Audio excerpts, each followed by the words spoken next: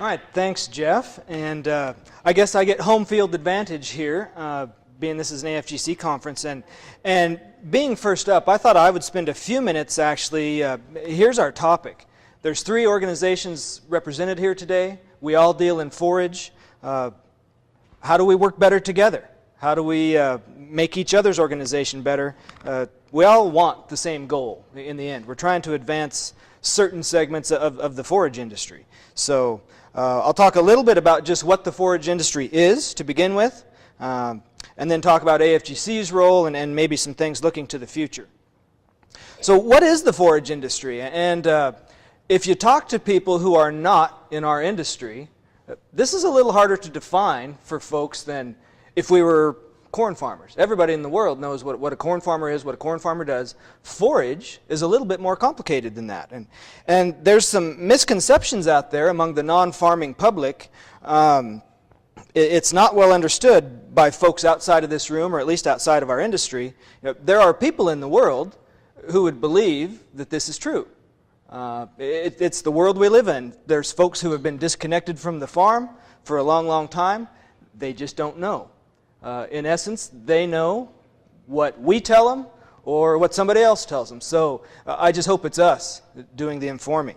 And I just represented AFGC a month ago at the Canadian Forage and Grassland Association meeting, and their theme was bringing forage mainstream. So it's a similar issue everywhere, I think, that has a forage industry. It's easy to feel like an underdog. I hope after this session and after this conference, if you feel that way now, that you don't feel that way anymore. That's going to be one of our goals, is to make it so we don't have to feel that. The statement I heard over and over in Canada is, we are the Rodney Dangerfield of agriculture. We get no respect. And that can be true, but do we command respect? Do we tell people what we do and how important we are? That's part of it too. So if I were to define the forage industry, I would define it this way. We're the industry based on production and utilization of forages. And there's a million definitions, all some form of this kind of statement. That's a pretty inclusive definition, because if you think about it, forages without a ruminant animal to consume them, at the end of the day, aren't worth quite as much as they would be otherwise.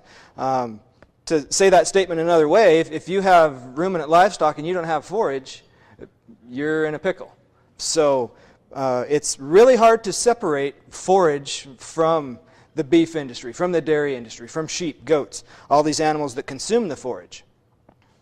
So people who don't know our industry don't really have a picture in their mind. If they close their eyes and think of a forage operation, it's hard to say what they're going to picture.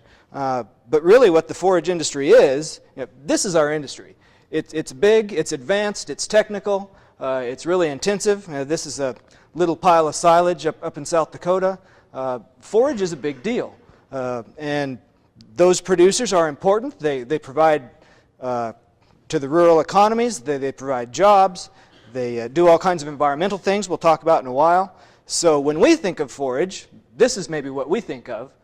What does the public think? I think as our organization, maybe we haven't done as much as we should, talking and integrating with the non-farming public. Maybe that's something we need to take up. So how big is the forage industry? Everybody hears about the biggies, about corn, about beans, about cotton, wheat, depending on where you are geographically. So looking at the Ag Census of 07, the new numbers aren't out yet. Maybe February, maybe later, we're not sure about the 2012 census. So I used 07. And according to NRCS, there's 584 million acres of grazing land in the U.S. So how does that compare with everything else? Another way to say that is 27% of the total acreage of at least the lower 48 is pasture land, private pasture land. That exceeds forest land at 21%, also exceeds all cropland at 18%. So if you're talking about a land base, forage is pretty important.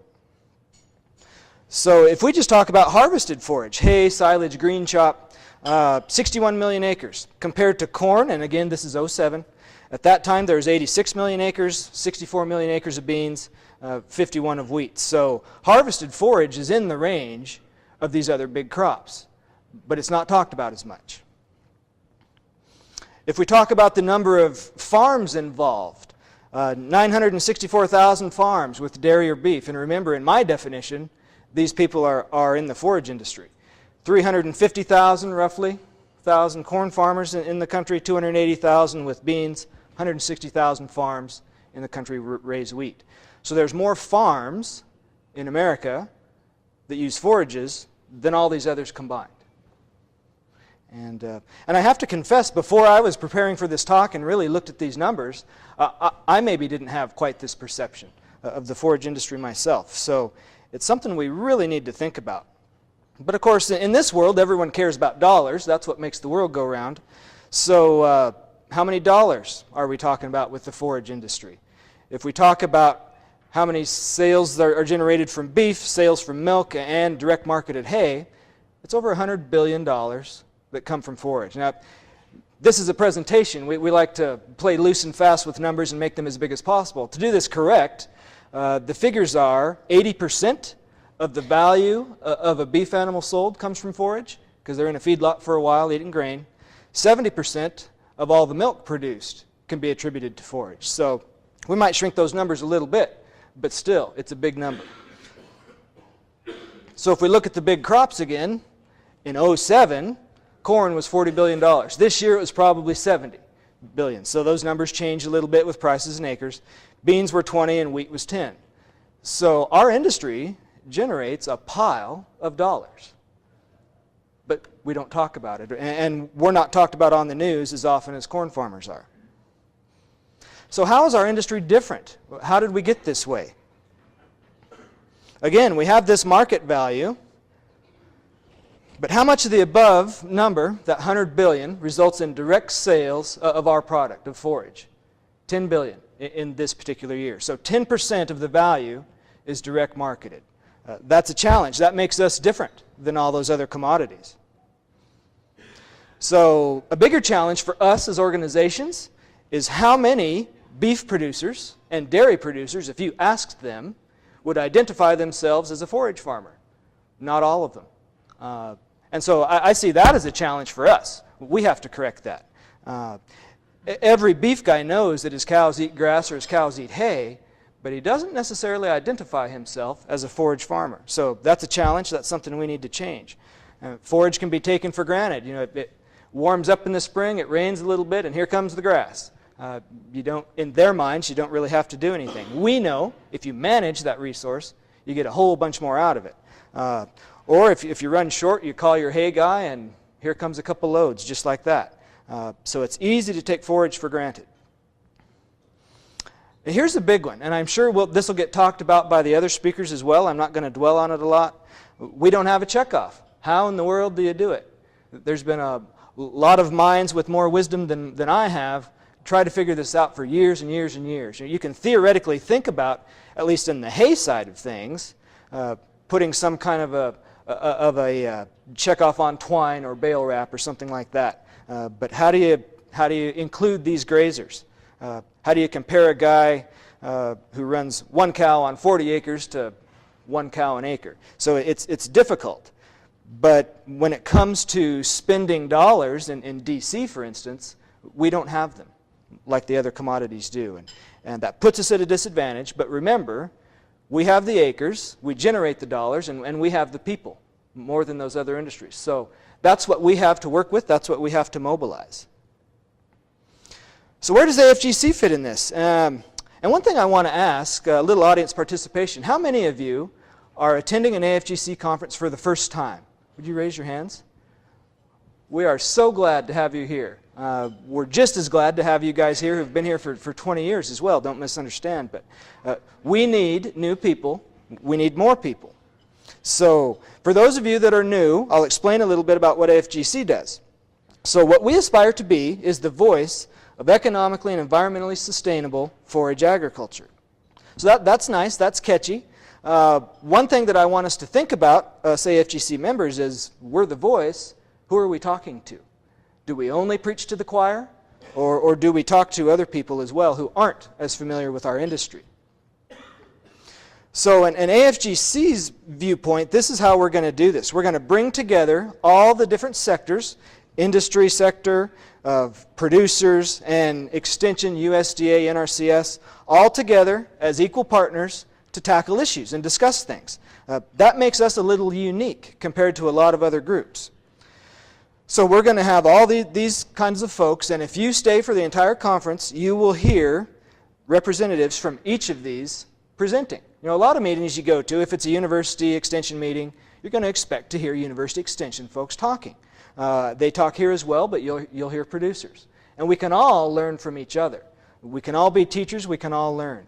And that's part of what AFGC is all about. So I think I ran into Bill Tucker, one of our former presidents this morning, and he coined a phrase that I think really sums up where we fit. We are the input organization when it comes to forage livestock.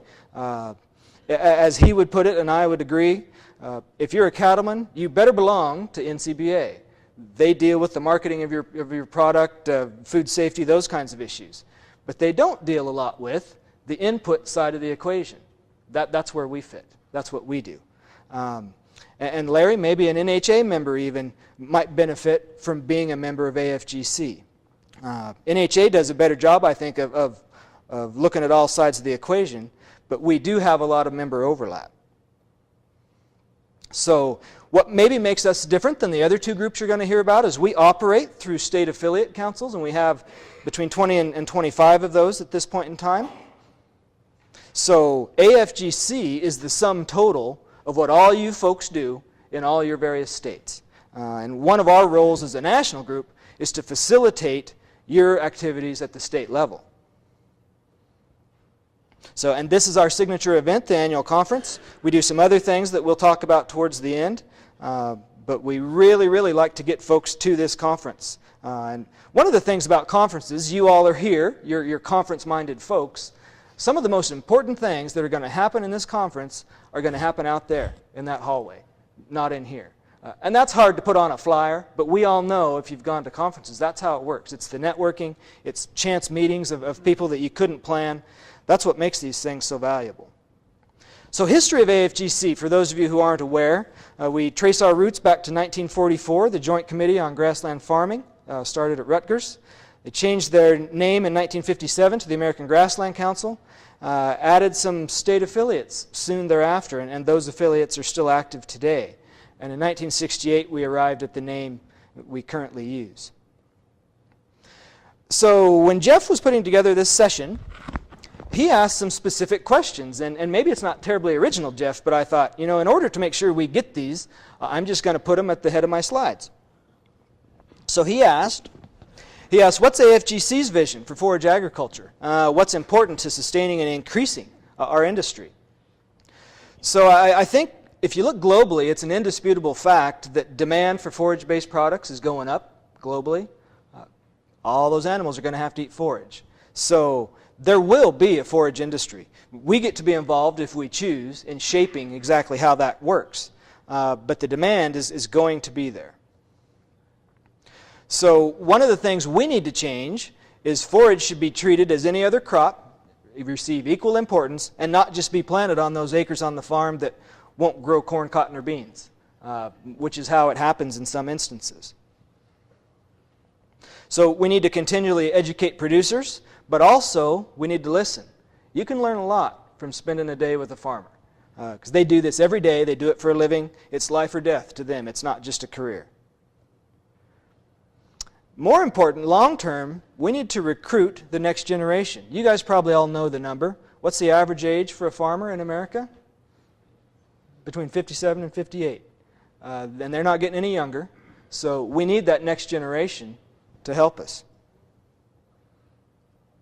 We need to create and sustain optimism. And I think this is most important. I have a friend out in Oregon, dairy farmer. He says, you know, I am sick to death of some of these meetings in America. I'm just not going anymore because it's all a bunch of people. They get together, they gripe about the prices, they gripe about government regulation, gripe about commodities. I'm tired of griping, he says. So in Ireland, they have this conference every year, and it is called the Positive Farmers Conference. And he's gone to it a couple times. He says it's great. He said they're getting the same price everybody else, but rather than complain about it, they come up with a solution. How are we going to live if milk crashes to $9. And they address it head on. They don't just complain, they figure out what they're going to do. And they go in and they come out thinking that they will survive. So that's the attitude we need to have. And if we don't have it, we're not going to give it to anybody else. So it starts with us. And I hope that this conference just exudes optimism all over the place, and that we all come out more energized than we came in.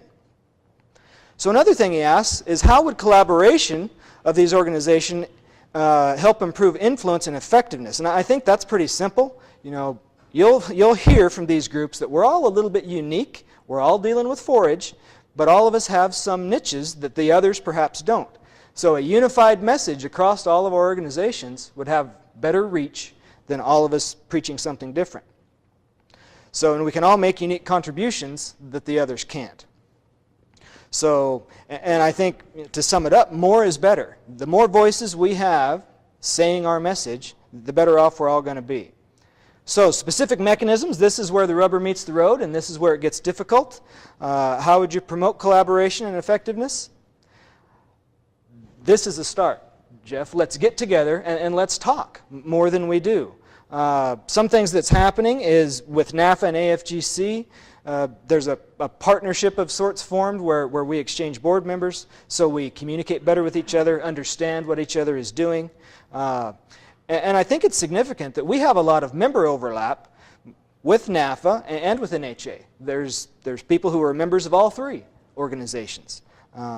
So we have common interests, we just need to figure out what they are and utilize them more effectively. I think it always helps if there were a project or specific projects for us to unify around. Abstract concepts, you know, we can all agree, but if we don't do anything, if there's no action, we really haven't accomplished a lot. So I think this is one of the next steps we take, is let's figure out some really specific common goals we all have, and let's work on them. So what can AFGC do to improve the importance of forage by helping producers they represent?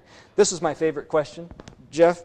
One thing we have to remember, and it's easy to forget, we are an organization of forage people. Cows are important, grass is important, but it's people. Without people, this whole thing falls apart. So us as an organization, we have to take care of you folks, the people who are making this thing work. So that's a really, really good point. We all know if nobody's there producing forage, the whole thing falls out of bed. And one thing that is kind of a pet peeve of mine, sustainability is a nice big buzzword in government circles. People need to be part of the sustainability equation. If none of this is profitable, that next generation is not going to do it. They're already saying, okay, I grew up on a dairy farm. I could get up every morning at 4 and go to bed at midnight and make no money for the rest of my life. Or I can go to school and go to Silicon Valley and get rich. It's not necessarily a difficult choice unless they're committed. And those are the kids we're seeing continue on. They have the heart for it, they're committed, they're not doing it for the money, but we all need money to survive. So in our case, I think one of the most important things we can do is help you state affiliates become more effective. So again, we're having that meeting tonight for all of the states to participate in. We want you to tell us at National how we can serve you better. Because we're only as good nationally as you guys are individually in your home states. So that's a big drive for us.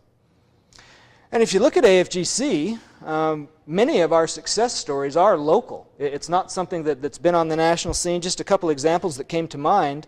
Michigan State. Most of us remember Rich Leap. He retired. That position sat dormant for a good long while. And us, along with others, went to the university and said, look, this is an important position. We need to fill it. And you know what? They did. It happened to help a lot that one of our board members and our last president was from Michigan. And he has a pretty good rapport with the folks at the university. He was able to get that done. An example I'm more familiar with back home is Oregon State. I'm a member of the Oregon Forage and Grassland Council, and we have some Oregon Extension folks here, and they've been harping on the university for years. We have to do more with forage. But when we started OFGC, they said, you know what? Our administrators need to hear it from somebody outside the building. And so OFGC started talking with universities, and And it wasn't long until they opened a couple forage positions. They totally revamped some of the university farms, are doing more forage work there. And they said, you know, in all the years, no one from outside of our college has ever asked us to do anything about forage. So think about your home states and things you'd like to see. Maybe it's as simple as asking the questions, but so many times we don't ask the question. These people want our input. We think they need our input, but they want it.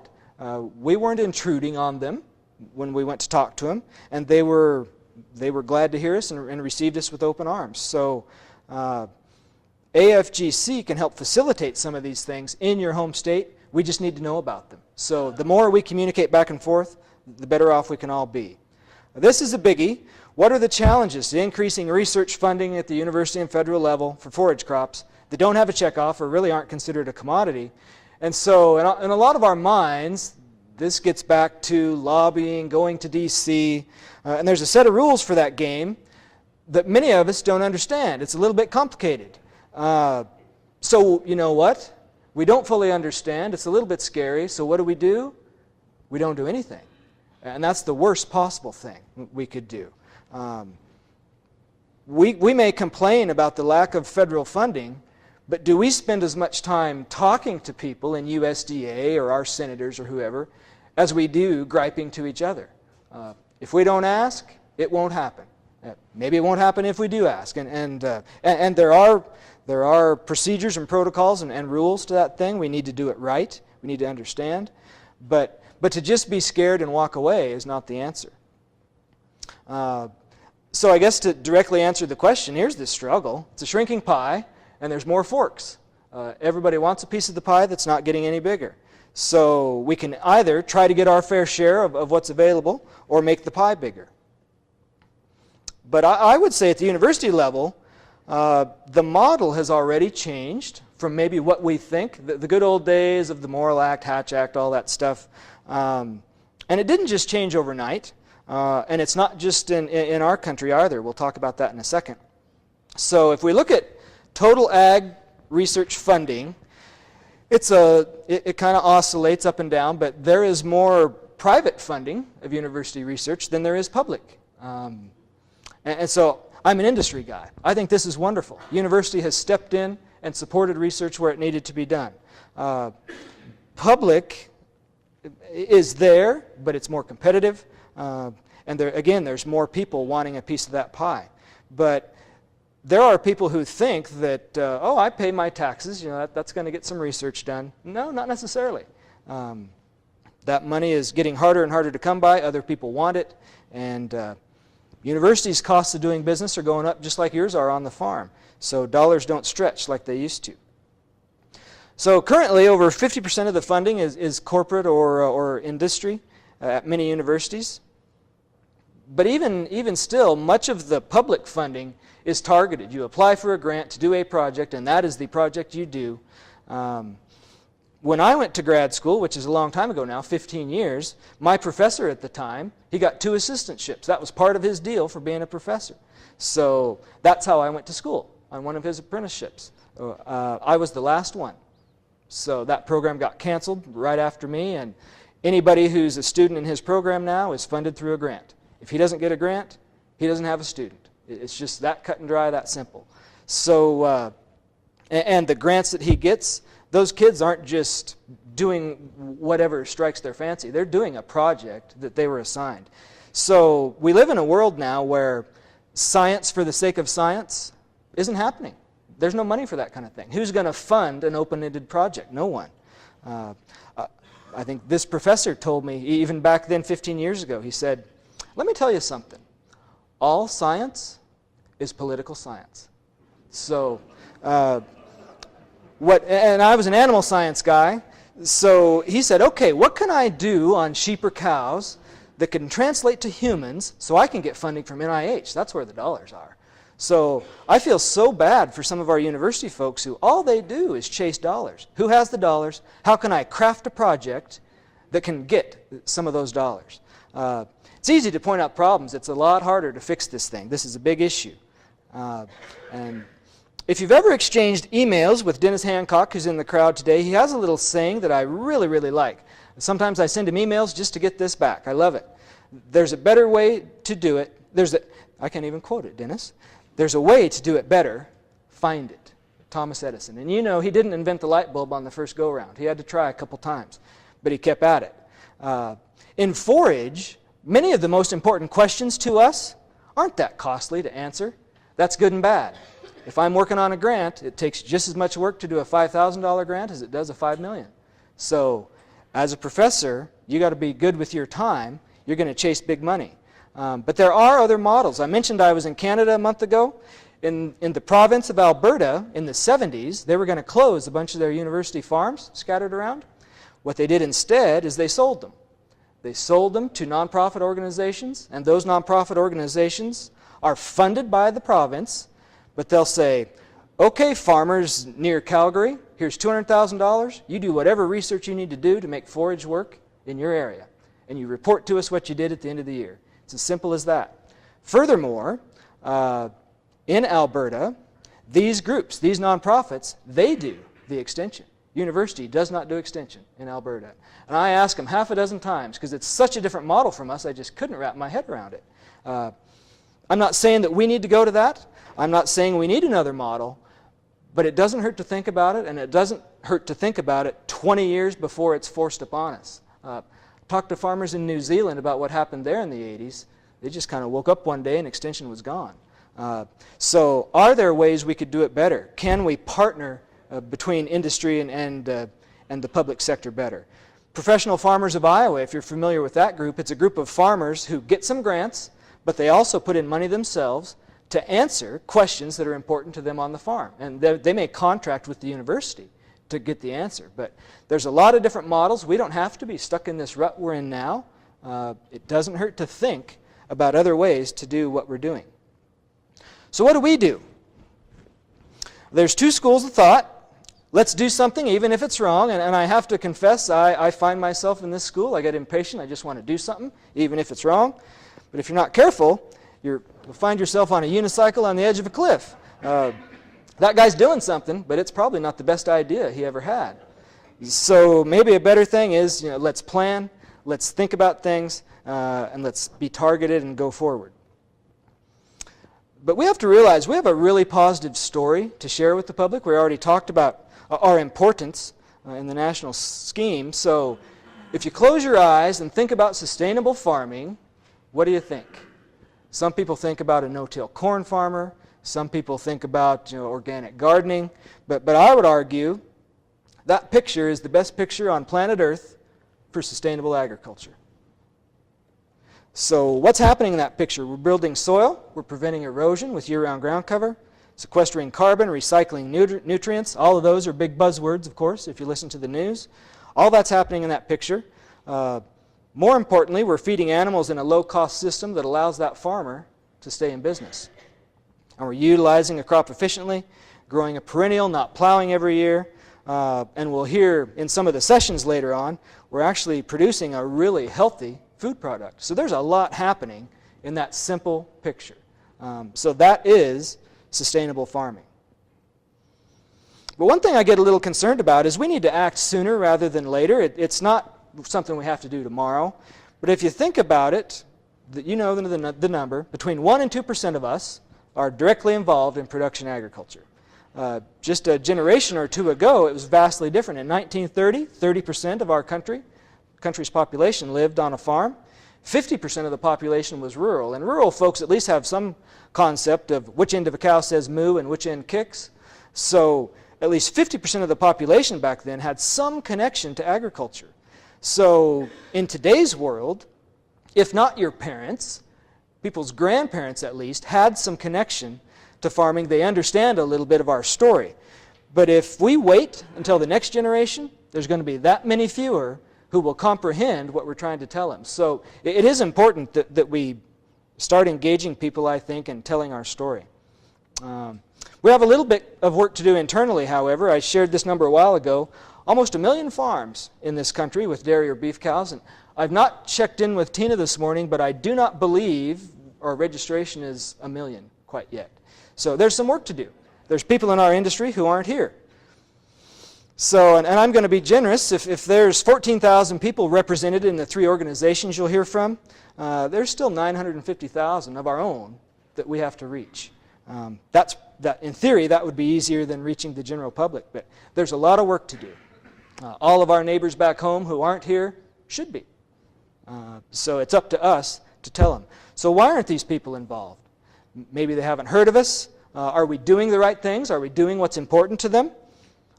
More important, are we telling them what we're doing? All 3 of our organizations do great work, but does everybody know what we're doing? I think that's, at least in AFGC, I would admit that's maybe a weakness that we need to work on. They don't love Forage as much as we do, perhaps. And I work for a company. We sell things, so we do sales training and that kind of thing. What's the opposite of love? We all know this. It's hate, right? Our sales trainer would say no. Love and hate are very similar. They both involve passion. They're just directed, one positive, one negative. The opposite of both love and hate is apathy. So corn is not our enemy. Beans are not our enemy. Apathy. Apathy within us, apathy within our organizations, that's the enemy. If we're not excited and passionate, nobody else is going to be. They'll only be as excited as you are when you're telling the story. So this is what we got to fight. Those people who don't care. VMAC, it's hard to sell beef to somebody who doesn't care what they eat. Really hard. So we can't let that happen to us. We got to fight it in everybody we know. So what are we doing at AFGC? And I'll close with this. As I think I mentioned earlier, we're exchanging board seats with NAFA to promote understanding. They're going to let us, I believe, participate in their fly-in that they do in DC, which will be really good for us, and we appreciate that. We're partnering with Progressive Forage Grower, and they're going to be represented here. Be sure and thank them. We're going to get 5 columns, half pages, I believe, in their magazine next year, where AFGC gets to say whatever we want to say. Whatever our message is to the 40,000 people who get that magazine, we get to tell it. That's a great opportunity that we have to capitalize on. Those of you who are members, we just started a monthly email. One thing we identified as a board is we aren't talking to members enough. Getting a quarterly newsletter and talking to the folks who are able to make it here isn't enough. There's more going on that we need to communicate. Again, I'll mention tonight, all of the councils here, please have someone to that dinner tonight where we can start to talk about what we can do to serve you better. So I guess I'll close with this. Willingness to change is important. If you're not willing to change, I guess they call that being stubborn.